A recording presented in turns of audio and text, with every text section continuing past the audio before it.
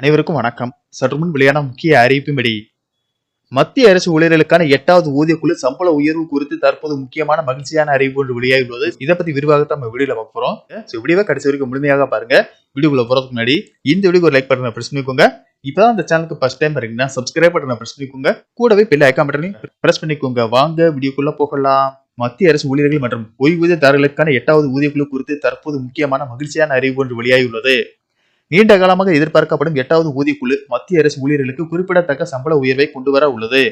8வது ஊதியக்குழுவின் அமலாக்கம் தாமதமானாலும் கூட அதன் ஊதிய கட்டமைப்பு ஜனவரி 1, 2026 முதல் கணக்கில் கொள்ளப்படும். இந்த மாற்றம் நாடு முழுவதும் 50 லட்சத்திற்கும் அதிகமான மத்திய அரசு ஊழியர்களுக்கும் சுமார் 65 லட்சம் ஓய்வூதியதாரர்களுக்கும் பயனளிக்கும். ஊதிய குழுவில் பிட்மெண்ட் ஃபேக்டர் ஒரு முக்கிய பங்கு வகிக்கிறது. புதிய அடிப்படை சம்பளத்தை தீர்மானிக்க பழைய அடிப்படை சம்பளம் பிட்மெண்ட் ஃபேக்டரால் பிரிக்கப்படுகின்றது. உதாரணமாக 6வது ஊதிய குழுவில் குறைந்தபட்ச அடிப்படை சம்பளம் ரூபாய் 7,000 இருந்தது. 7வது ஊதிய குழுவில் இது 2.57 பிட்மெண்ட் ஃபேக்டரால் பெருக்கப்பட்டு 18,000 உயர்ந்தது. 8வது ஊதிய குழுவிற்கான பிட்மெண்ட் ஃபேக்டர் 1.92 முதல் 2.86 வரை இருக்கும் என்று எதிர்பார்க்கப்படுகிறது. எனினும் தற்போதைய பொருளாதார நிலை, அரசுக்கு உள்ள நிதி சுமை ஆகியவற்றை கருத்தில் கொண்டு இது 1.96 நிர்ணயிக்கப்படவே அதிக வாய்ப்புள்ளதாக நிபுணர்கள் கருதுகிறார்கள்.